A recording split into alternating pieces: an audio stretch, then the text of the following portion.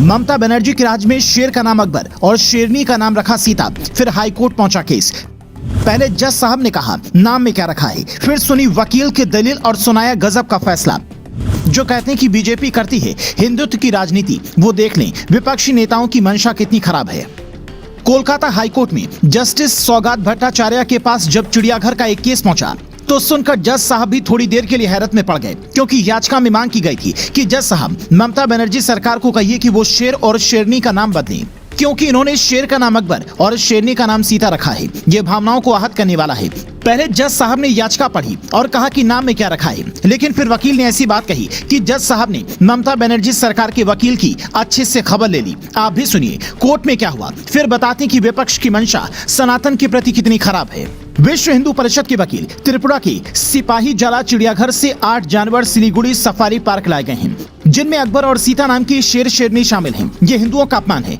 ममता बनर्जी सरकार के वकील, राज्य सरकार ने जानवरों के नाम नहीं रखे हैं, ये याचिका खारिज कर देनी चाहिए। विश्व हिंदू परिषद के वकील, नाम राज्य सरकार ने ही रखे हैं। जस्टिस भट्टाचार्य, देश का एक बड़ा वर्ग सीता को पूछता है, मैंने पूरी रात सोचा कि क्या किसी जानवर का नाम किसी भगवान या फिर पौराणिक स्वतंत्रता सेनानी के नाम पर रखा जाना चाहिए। आप इनका नाम बिजली या ऐसा कुछ रख सकते हैं, लेकिन अकबर और सीता जैसे नाम क्यों दिए गए?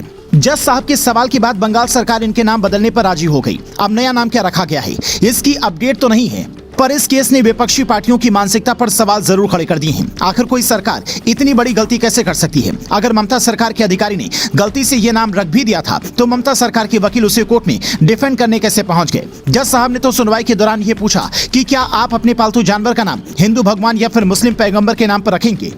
अगर नहीं तो फिर ऐसा क्यों? इससे पहले कॉमेडियन मुनव्वर फारूकी ने मां सीता को लेकर एक ऐसी टिप्पणी की थी जिस पर खूब सवाल खड़े हुए थे। तब कई फैंस ने कहा था कि हिंदुत्व पर चुटकुले बनाना आसान है, अगर हिम्मत है तो किसी और पर बनाकर दिखाएं। वैसे ये पहली बार नहीं है जब हिंदू देवी देवताओं को लेकर कुछ इस तरह की बातें हुई हों, बल्कि कई पार्टियों के नेताओं ने अपने अपने हिसाब से इन पर सवाल उठाए हैं।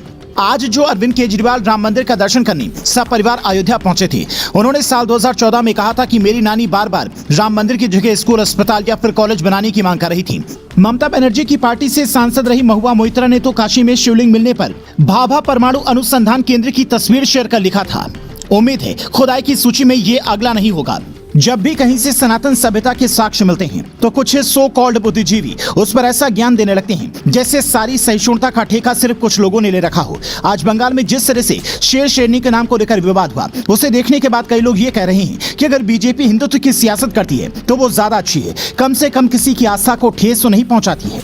संविधान भी यही कहता है कि हर किसी को अपने हिसाब से अपना अपना धर्म मानने की आजादी है, पर जब आप दूसरे की आस्था को ठेस पहुंचाते हैं तो फिर असली सवाल खड़े होते हैं। ममता सरकार की इस मंशा पर आप क्या कहेंगे? कमेंट कर बताएं।